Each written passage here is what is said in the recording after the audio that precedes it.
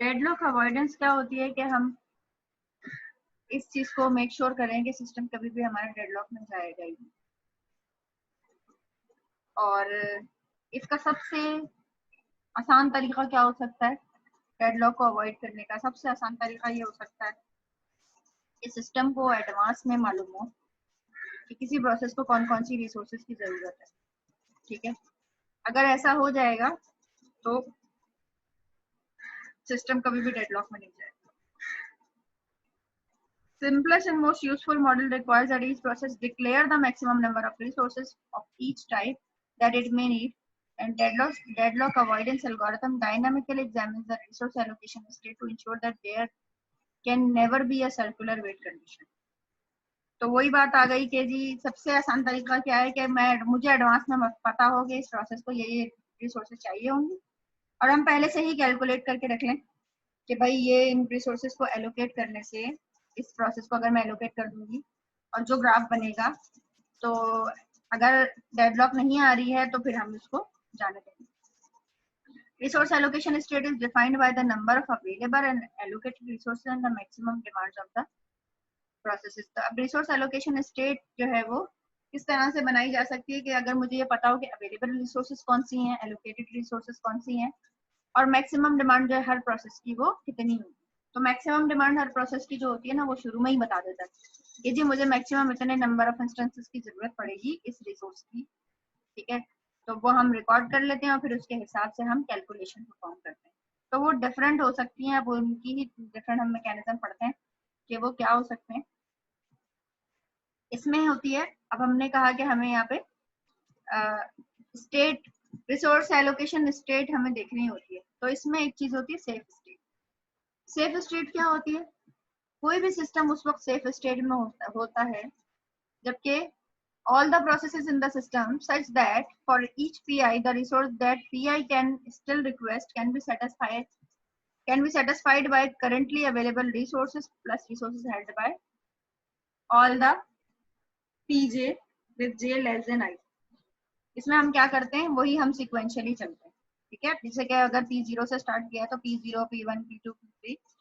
और safe state एक ऐसी स्टेट होती है जिसको हम चेक करते हैं फॉर ईच प्रोसेस कि अगर किसी प्रोसेस ने कोई रिसोर्स मांगी है तो वो उसकी जो रिक्वेस्ट किए हुई रिसोर्सेज हैं अगर वो अवेलेबल रिसोर्सेज और एलोकेटेड रिसोर्सेज दोनों के जरिए से पूरी हो सकती हैं, ठीक है, तो फिर हम डिक्लेयर करते हैं कि सिस्टम जो है वो एक सेफ स्टेट में है।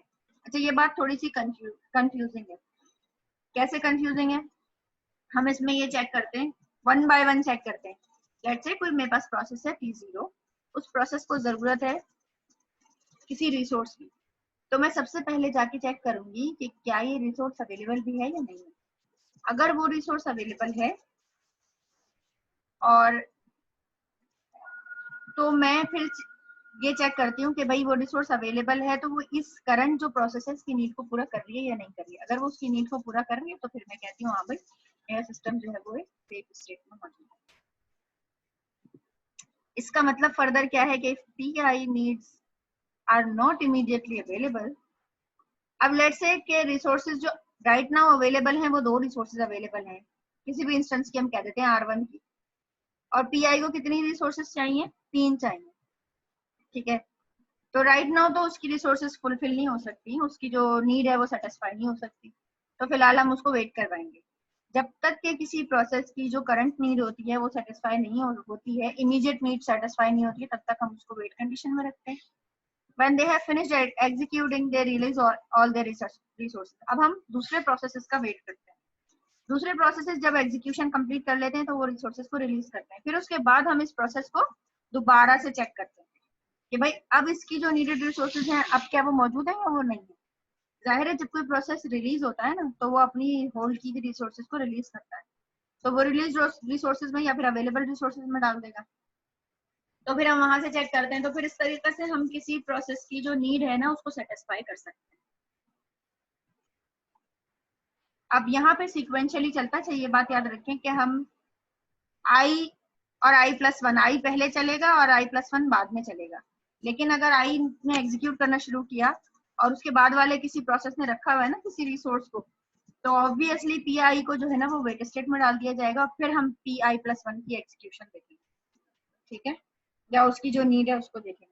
इस पर हम अभी एक और बहुत ही इंटरेस्टिंग एल्गोरिथम पढ़ने वाले हैं जिसको हम कहते हैं बैंकर्स एल्गोरिथम। उससे पहले हम अच्छा कुछ बेसिक फैक्ट्स हैं यहाँ पे स्टेट के हवाले से। जब सेफ स्टेट में होता है ना सिस्टम तो सेफ स्टेट में डेडलॉक नहीं आती है, और जब सिस्टम अनसेफ स्टेट में होता है तो डेडलॉक आ सकती है।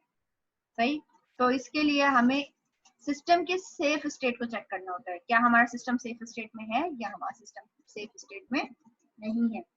अगर हमारी जो स्टेट फाइनल निकलती है अगर वो सेफ स्टेट नहीं होती तो हम कहते हैं कि भाई डेडलॉक आ सकती है, ठीक है। आ सकती है को फिर हम अवॉइड करते हैं, यहाँ पर हम डेडलॉक अवॉइडेंस टेक्निक्स पढ़ रहे हैं, ठीक है। डेडलॉक अवॉइडेंस एल्गोरिथम क्या होते हैं, जो कि इस बात को मेक श्योर करते हैं कि डेडलॉक कभी भी नहीं आएगी सिस्टम में। तो इसमें दो तरह के एल्गो हम पढ़ेंगे। एक वो वाला एल्गो होगा जो कि उस केस में हम इम्प्लीमेंट कर सकते हैं जब हमारे पास हर रिसोर्स की सिंगल इंस्टेंस मौजूद हो, सही। तो इसको हम रिसोर्स एलोकेशन ग्राफ स्कीम कहेंगे। और दूसरा तरीका हमारे पास कौन सा तरीका है, अगर मेरे पास हर रिसोर्स की मल्टीपल इंस्टेंसेस मौजूद हैं तो फिर हम बैंकर्स एल्गोरिथम के जरिए से उसको सॉल्व कर सकते हैं, ठीक है। हम इसको कंटिन्यू करते हैं।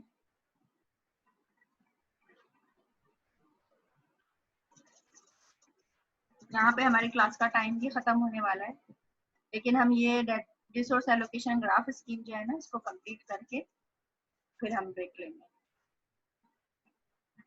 रिसोर्स एलोकेशन ग्राफ स्कीम जो है ना सिंपल सी होती है, इसमें हमारे पास हमें ऑलरेडी पता होता है ये वहां इम्प्लीमेंट हो सकती है जहां हर रिसोर्स की सिर्फ एक ही इंस्टेंस मौजूद होगा, ठीक है।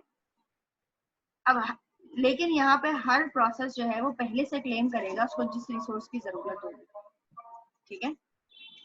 तो use a variant of resource allocation graph with claim edges. अब यहाँ पे रिसोर्स एलोकेशन ग्राफ जो हमने पढ़ा है ये उसी का मॉडिफाइड वर्जन है। जरा रुक जाते हैं।